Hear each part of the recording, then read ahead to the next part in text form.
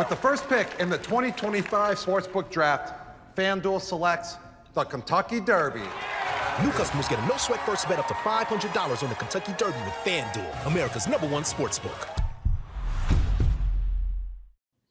Hi everyone, David Aragona and Mike Beer here discussing some strategy for the all-stakes Pick 5 sequence that will end with the Kentucky Derby at Churchill Downs on Saturday. This one races 8 through 12. Like I said, all graded stakes leading right up until that run for the Roses. This video and all of our Kentucky Derby coverage this week is presented to you by FanDuel, and FanDuel's got a promotion going on for new customers, a no-sweat first bet where you can bet up to $500 when you open a new account. And if you win with that first bet, well, it's great. You made a nice score. But if not, you get that money right back into your account so you can keep playing even if that first bet is not a winner. Find out more about that at FanDuel's website or on the app. Also, Mike, going through this Pick 5 sequence, these are not easy races to handicap, and you do want to do your homework ahead of time for Kentucky Derby Day. So check out one of these past performance packages that we've got available at DRF. You can save up to 39% when you bundle the PPs with betting strategies, the player's guide, clocker reports, and extra information to give you an edge going into this difficult Kentucky Derby card for Saturday. Find out more about these past performance packages at shop.drf.com. And Mike, I know you did a preview of the Oaks Day Pick 5 sequence with Ashley, and that one seemed like it had some favorites that were going to be tough to beat, maybe a little bit chalky. Not the case for this Kentucky Derby Day Pick 5 sequence.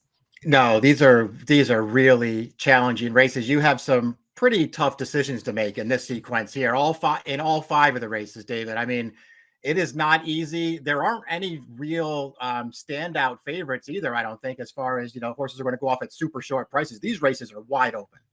They really are. This is a difficult sequence to put together a ticket for. So that's why we're going to go through this, highlighting our horses that we want to key, use, and defend. And we do this so that you can tailor the way that you play this sequence based on whatever your style is, whether you want to play one ticket, multiple tickets. We try to give you our opinions so that you can work them into your own play, however you feel is best for you to tackle this Pick 5 sequence. And with that, Mike, let's get right into the analysis of this sequence because there is a lot to talk about. We'll begin with the first race in the sequence, race 8. It is the Grade 1 Churchill Downs, going the 7 furlong distance for the older male sprinters. And Mike, right off the top, I'm going to pose a question to you because these are some tough morning lines to make. And I think to put together a sequence, you have to have some idea of how you believe these races are going to get bet. This feels like one of the more wide open races. Who do you think is going to go favorite in here? Man, I really don't know. I have to believe that even with the 15-month layoff and play here, that the number 10 Nisos is going to take money in this race. We'll see. We'll see how it all plays out. To me, I just feel like he has to get bet, and mind frame being the 3-1 morning line favorite. I kind of get it. He's gonna get bet in here too. But I'll be honest, David, and you're way better at this than I am. But I feel like Nisos is going to get bet. Yeah, I was curious what your take would be because I've got a pretty strong opinion about this one. I agree. Nisos is going to be the favorite in this race. There's a whole lot of buzz about his return. His workouts have been stellar, and it just feels like everyone is kind of assuming that this horse is going to come back in top form. And also, Flavien Prat had a lot of options as to who to ride in this race, but he is going right back to Nisos, who looked like he could be his Derby horse before he went to the sidelines in early 2024. Mike, let's first go to your grid for this race because this is one that is pretty difficult to narrow down. And I say you've got Nisos in there, but this is the kind of race where you want to use a few horses. Exactly. I mean, I won't be surprised. Like, he looked so good before he got laid off. And as you've already noted, his workouts do look really strong coming back. I don't want to necessarily get knocked out by him, but I'm definitely using other horses in here. I think he's a super talented horse. I wanted to focus really on two horses. I almost actually had Giant Mischief, the 4, who I decided to just back off and use underneath, or as more of a defender use kind of horse. But I could have put him on the top line too, because I think he's going to be a great price in here. And I'm a big fan. I think he's underrated. The horse that I like most, I really do think, is the 3, Bookham Dano. To me, he just does still, to this stage of the game, he doesn't get the credit he deserves. I think he's a really, really good horse, particularly around, one turn, 7 or 8 furlongs, I think is exactly what he wants to do. I like that he got a prep last time, in a race that he just really couldn't lose. But I like that he got that prep. You can go back and watch the Cigar Mile. This horse had an impossible trip in that race. And I'm not so sure he wasn't going to win. As good as Locke was in there, this horse ran great in there. So I like him in here. I want to bet him in here. He's definitely a use for me. And I thought maybe the toughest call, maybe as tough a call as Nysos was Mind Frame. I don't know what you're supposed to do with him. I'll just say this. I know that he's good. He came off the layoff last time. It's kind of a quirky performance. I thought he was toying with those horses, and I think he's going to move forward big time here. Yeah, he is a tough call in this race, and I think he's I think there are two horses that we have different opinions on. He's one of them, because as we can go over to my grid for this race, you can see I've got Mind Frame nowhere. And Mike, I'm a little surprised to see him in this race, because to me, he has such a profile of a two-turn horse. Just he's so big, his stride is so rangy. They immediately wanted to stretch him out last year to get him into those races at classic distances. I just find it very strange that he's turning back off that 1 mile return to go 7 furlongs here, because he really doesn't strike me as a sprinter. And maybe he just wins this race on pure talent, but I need to see a little bit more than he showed me last time to back him in a spot like this if he is any kind of short price. So I'm leaving him off completely. I'll let him beat me in this first leg. And I think the other horse that we probably have a difference of opinion on based on your grid is the number 11 Mulligan, who I did end up making one of my key horses in this race, because first of all, the outside post seems like it's perfect for a horse like him, who is so tactical. He can go to the front, but he's also comfortable sitting just off the pace, and breaking outside of everybody is going to give Luis Saez the options to slot in wherever he feels most comfortable. And he's coming off the layoff like some others in here, but it's a planned layoff. They plan to give him the winter break. And I also like the workouts for him coming back off the layoff. And I feel like he is not going to pull in that same support that especially a horse like Nysos will, where there's so much anticipation for his return. And I feel like Mulligan sort of more quietly got really good last year. And most of all, I believe the 7 furlong distance is absolutely perfect for him. So if he is the third choice in this race, which I think he could be, he's a horse that I think will offer sufficient value to use as a key horse, because something I know we both like to do, Mike, to put horses that we think are going to offer value in these sequences in the key slot, the horses that we really want most of our money going through in these pick 5 wagers. And Mike, a horse that I saw that you did have in your grid that I put in the key slot, I think he was a use horse for you, is the number 2 Banishing. And I've got to say, I'm a little concerned that at some point the clock is going to strike midnight on this horse, but he's been really good for a series of 6 or 7 races. It just seems like he keeps getting better. The speed figures are on this upward trajectory. And I've got to say, I was looking up some statistics for David Jacobson in Formulator, and he's got amazing numbers with horses that earned a top buyer in their last start. That's a bad stat for a lot of trainers, but it just kind of says when Jacobson gets these horses good, they tend to stay good. And that's the case with him. I don't know how much longer he can keep this horse in this form, but man, I mean, it's one bang up race after another for this horse. And he just keeps wheeling him back and jamming him in the box in another tough spot. And Banishing keeps showing up. I actually like him cutting back for this race. David, in the form that he's in right now, I am not getting knocked out by this horse. And I do also have the number 3 Bookham Dano in there. Full disclosure, I originally had him as a key horse, and this just seemed like my ticket was getting way too bloated and too expensive, so I downgraded him to a use. You've got to make some of those tough decisions when you're putting together pick 5 wagers in sequences that are as difficult as this one. Let's move on to the next leg of this sequence, race 9. It is the Grade 1 American Turf, and I'll just remind everybody, Mike and I have done individual stakes previews on most of these races that you can find on the Daily Racing Form YouTube channel if you want to deeper dive into discussions of each of the runners in here. Mike, this is one where you can make cases for a lot of horses. Another oversubscribed, full field, 18 entered, 14 will get to participate. And another race where it's kind of tough to know where the wagering dollars are going to go because it seems so wide open. And as we go to your grid for this race, I know we both have a lot of respect for the numbers 5, Test Score, and the number 7, Zulu Kingdom, and they're horses that both of us have in the key slot.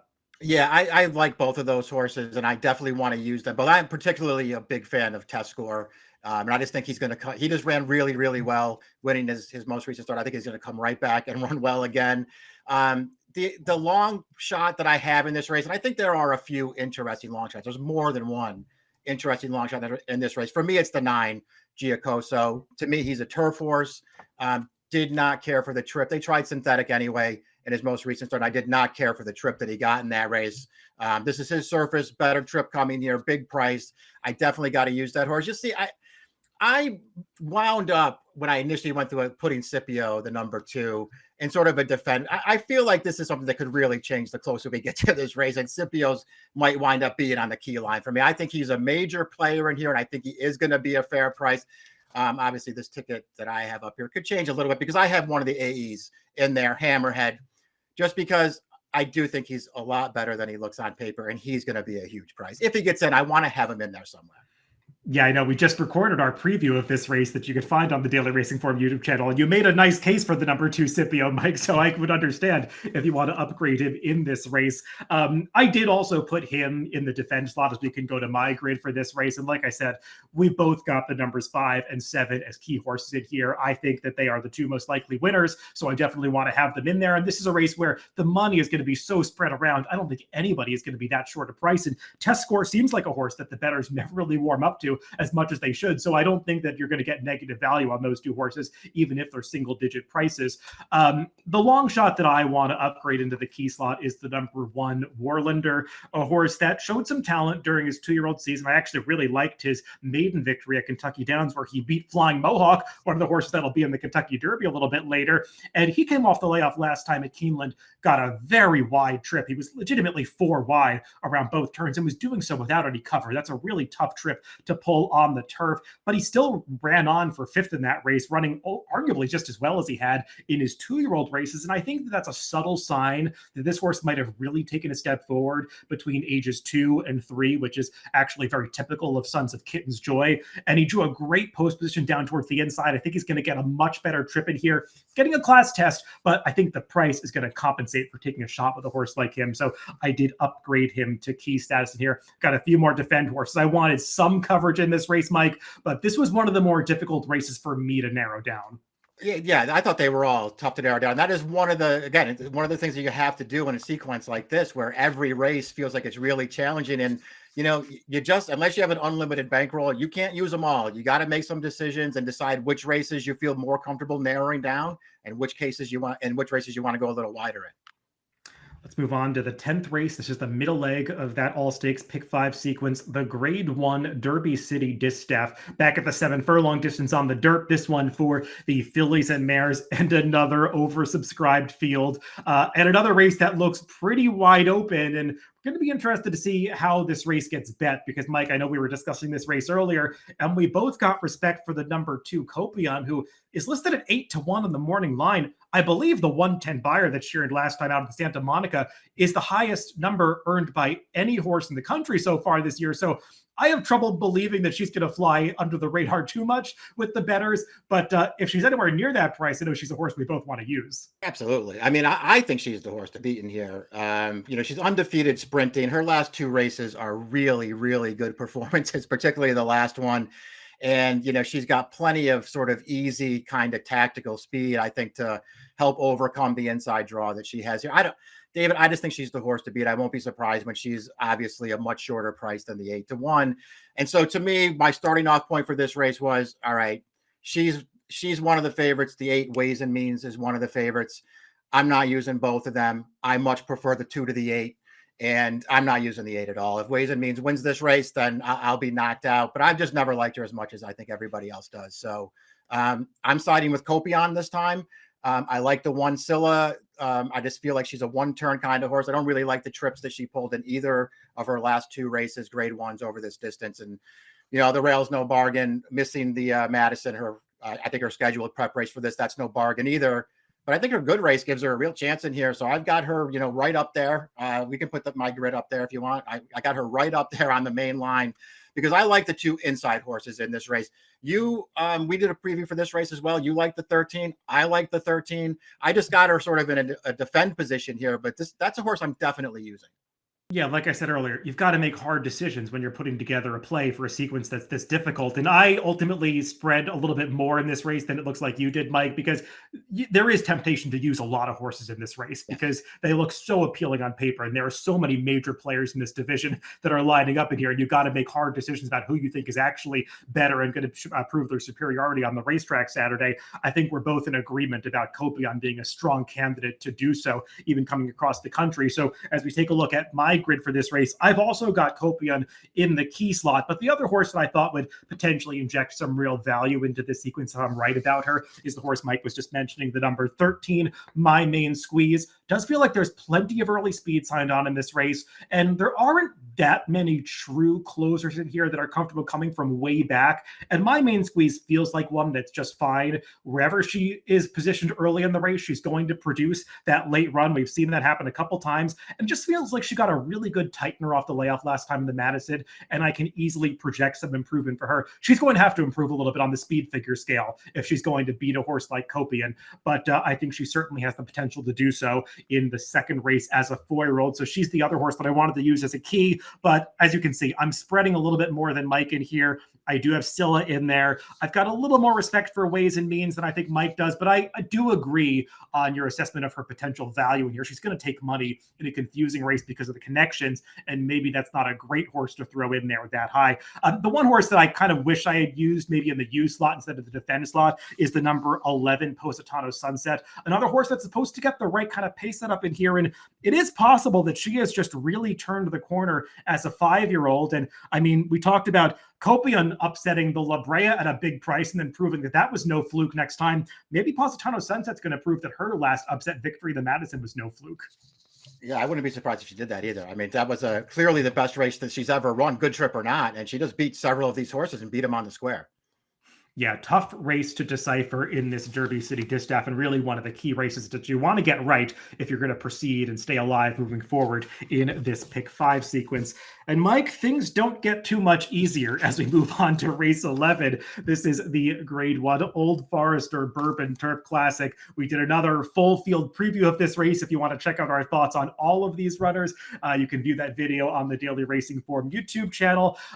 12 runners signed on for this race. Another one where I'm glad I don't have to make a morning line for this race. I'm not exactly sure where the wagering dollars are going to go. There are probably some horses I would have priced a little bit differently. But Mike, there are, I think, 3 Chad Brown runners in this race. And just making decisions about those horses is more difficult enough. I think the one that we kind of agree on could be a contender in here is the number 4, Redistricting. I'm curious to see if we actually get 10-1 on him. But I know that he's a horse that you've got in the key slot as we go to your grid for this race. Yeah, he is the Chad Brown horse I prefer. This race to me more than anything, because I thought it was really tough. I'll be honest, David, I don't have a ton of confidence in anyone in here, but when I was done handicapping it, I had a pretty clear distinction between who I liked and who I didn't like. So that was at least a good starting off point for me. And like 2 of the horses I don't like are the other 2 Chad Brown horses. I think are both going to get bet in here. Running Bee and Spirit of St. Louis, the 7 and the 10. I know that they could both win here, but I really don't like either one of them. And so I'm not using them. The Redistricting is a horse I like. Trips are very important to him. But when he gets good trips, he really runs, man. I think there's a lot of talent in there. And I just feel like I'm with you. I don't think the 10-1 is necessarily realistic, but I do feel like he will be a fair price in here. And I think if he gets the trip that he wants, that he could easily beat this field. So he's really the horse I like most in this race. Gold Phoenix is a horse that you and I agree on. I'll let you expand on it when we get to him, but I think he's very well spotted here. He can go with these horses. The distance is not a problem for him, even though he's dropping back. I'm definitely using him. You know, Integration, I'm still a fan. I'm starting to get a little tired of his act, but I know that he can win here if things work out, and I'm not getting knocked out of the pick 5 by him. And I just, as a price horse, I have to use Cameo Performance. I almost had him as a key in this race. I could certainly upgrade him if it feels like he's going to be a big price. I think he's super underrated, and I loved his return from the layoff. Yeah, Mike, I really agree with one thing you said earlier, that this is a race as competitive as it looks. I had trouble really warming up to too many horses, and that kind of just naturally leads you to narrow things down a little bit. And we can go to my grid for this race, and you can see, I threw a few horses in the defend category because I recognize it is a wide open race, but there are really just 3 horses that I wanted to use in here. And I'll make the 2 that I think are going to be the best value the key horses. One of them is Redistricting, who you covered. And then the other horse that I know we agree on is the number 2, Gold Phoenix. And again, I'm not exactly sure what price this horse is going to be. He's 10-1 on the morning line. I could see him being 6-1. I could see him being 14-1. He's a tough horse to really price. But He's really versatile. He's been competitive at high levels for a long time. He ran actually deceptively well in the Breeders' Cup Turf last year, going a much longer distance than this. But I know you agree with me, Mike. He's just fine at the 9 furlongs. He got in a prep race last time, and he's just drawn really well down towards the inside. I believe he's getting a rider upgrade here to Umberto Rispoli, and I can just project him getting a good trip and being good enough to beat a field like this. So if that 10-1 is right, I think that's great value on him. So he's the other horse that I really want to key in on. And speaking of those Chad Brown trainees, Mike, I have a little bit more hope for one that I know you're more dismissive of, the number 10, Spirit of St. Louis. I'm worried about the trip from post 10 for him, but I don't want to just disregard how good he's gotten recently, because he did run an underrated race in the Grade 1 Turf Mile at Keeneland last year. He won that Pegasus World Cup Turf fair and square. Maybe this is a tougher field than that, but he just has really stepped up to the plate, and he's so consistent. I can see him running his race in here. We'll see if the trip works out for him, but he was kind of the one other horse that I was on the fence about that I ultimately decided I did want to use in this race. I have some respect for your horse, Cameo Performance. I'm also not the biggest fan of Integration anymore, but I recognize on his best day, he can certainly win a race like this. So kind of interesting. I found it funny that we agreed in a race that looked so inscrutable, but you do want to be able to make some hard decisions in the sequence. And if you're naturally leaning that way, you just want to go with it and not make your ticket too bloated. Yeah, exactly. I'm just, personally speaking, and obviously people bet differently, and some people really do want more coverage. I'm very disinclined to spend money on horses that I don't like. And listen, I know I'm wrong plenty, and horses that I don't like will win races and will knock me out of sequences like this. But I don't want my money tied up in horses I don't like.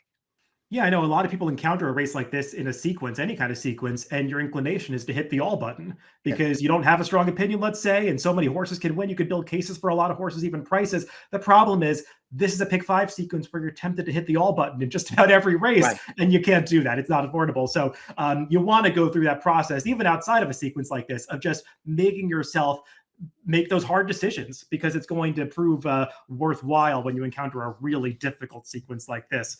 Well, with that said, Mike, let's move on to the final leg. It is, of course, the Kentucky Derby. And 20 horses likely to go to post. There are 21 entered right now. We're still waiting to hear if there will be a scratch for the much-discussed Bayezid to potentially draw into the field. We'll see how all of that transpires. But, Mike, the center of this Kentucky Derby really is the morning line favorite, Journalism.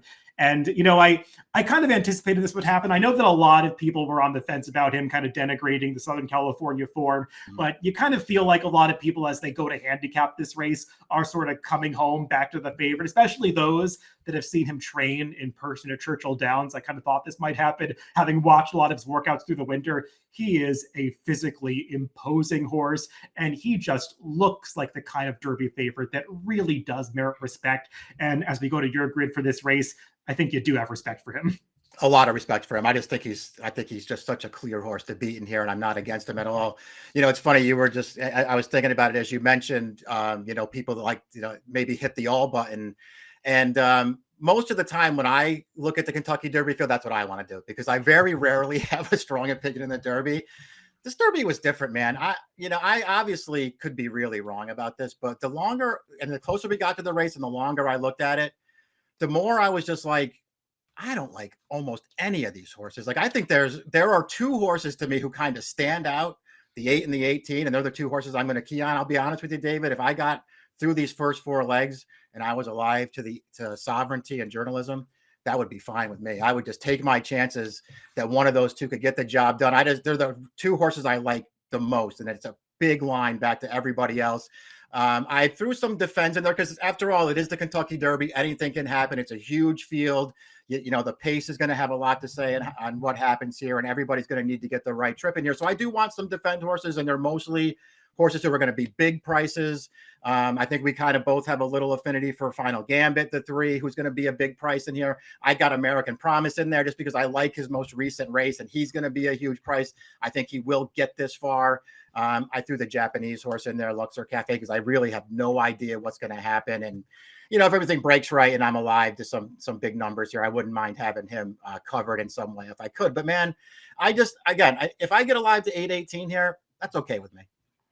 Yeah, and I think we structured this pretty similarly, Mike, as we go to my grid for this race and just kind of expand on what you were saying about really liking two horses in the Kentucky Derby. I don't think you have to shy away from that, even if they're going to be the two shortest prices, Yeah. because the Kentucky Derby is such a wide open race where the money is spread around so much. If you've got two really strong opinions, you're going to get fair prices on those horses because there are going to be long shots that probably should be 150 to 1 that are going to be 40 to 1. And when you've got that happening for a lot of horses in a 20 horse field, it's going to create a situation where maybe 3 to 1 is a fair price on journalism, and you might get that or 7 to 2 on him because that's just the way the Derby gets bet. So I don't think you've got to shy away from liking horses in the Kentucky Derby or push yourself in a more unconventional opinion if it's going counter to your opinion in this particular race, because year after year, the Derby is one of the best value opportunities that comes along in horse racing.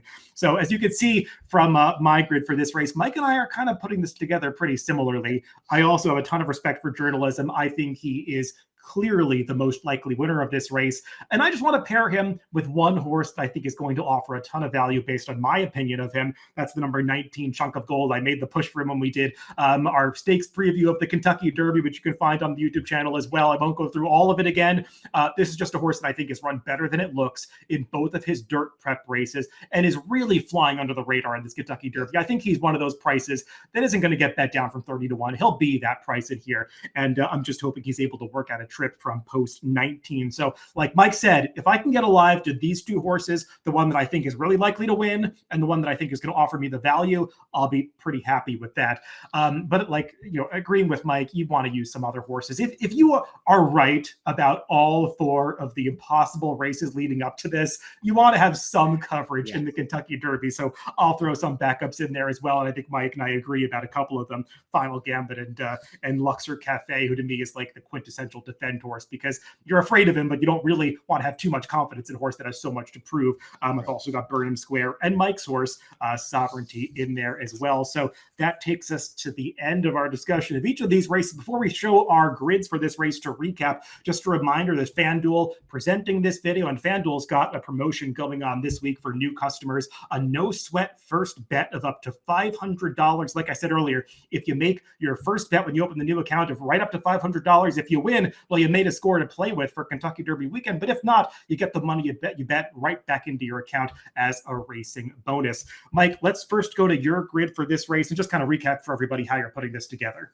Yeah, it's a really, really challenging sequence here. Trying to, I tried to narrow it down in the key slots anyway, and just only use the horses that I really like. I would just point out again, here's race number 9 there, that American Turf. Pretty good chance that the two who I have as a backup gets moved up here a line because the longer I look at that race and the more that you and I talk about it, the more I like that horse, Scipio. So, but that'd be the only change that I would make here. I'm against Ways and Means in that sprint race for the fillies and mares there. I'm going to let that favorite beat me. And again, I'm trying not to spread too much here, hoping to get alive to Sovereignty and Journalism in the Derby and just take my chances. Yeah, to go to my grid for this race, the way that I put it together is kind of the way that I would probably look to play it. This is the kind of sequence where I wouldn't shy away from maybe increasing your budget a little bit if your means allow you to do so, because the reward is potentially great if you're right in a sequence like this, because there are no clear-cut favorites. And even if you get through with somewhat logical horses in the 5 or 6 to 1 range right on through, this is a sequence that is still going to really pay and give you that bang for your buck. So you want to narrow it down as much as you can, but also not go too much in that direction, because these are very difficult races. You want to push yourself towards opinions that you don't necessarily hold. And, like Mike said, I wanted to keep it somewhat thin in the key slot, not using more than a couple of horses in most of the races.